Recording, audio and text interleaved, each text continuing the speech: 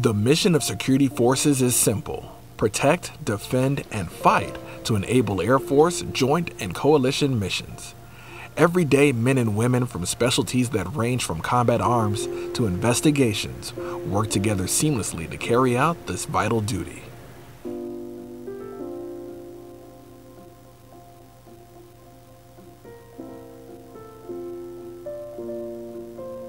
The history of security forces began in 1947, but its heritage goes back to 1943. As a result of the reorganization of the War Department, General Henry H. Arnold established the office of the Air Provost Marshal, which was responsible for organizing and establishing the necessary units that would provide security for base aviation assets and installation law enforcement.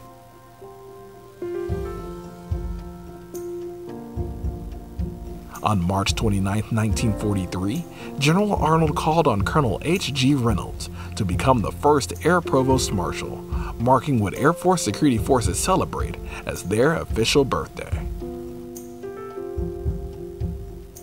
4 years later, President Harry Truman signed the National Security Act of 1947, authorizing the creation of the United States Air Force.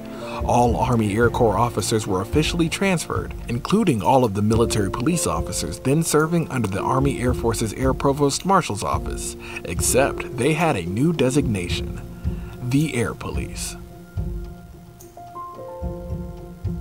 During the start of the Korean War, many American and South Korean forces found themselves ill-prepared to defend against a formidable communist enemy. Air bases in forward areas were overrun, proving the need for the Air Police to develop more extensive base defense capabilities by creating an avenue in which they would train their fellow Air Force members to protect their installations.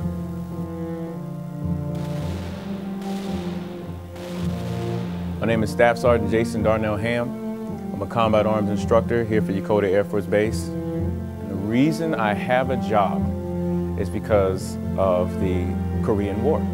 During the Korean War, the Kempo Air Base at that time, it was overran by enemy forces. And the reason it was overran is because the only people who had adequate amount of training to actually engage those enemy forces with firearms was the security police. And once the security police were taken out, it left the rest of the base very vulnerable. General Lee May was the reason why the Combat Arms Program was even purposed. It was his desire that something like that happened at Kempo Air Base would not take place again.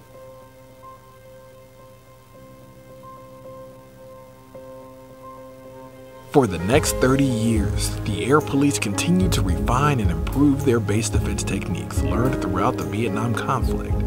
And when new threats were introduced in the early 1980s, the Air Police transformed again into the Security Police.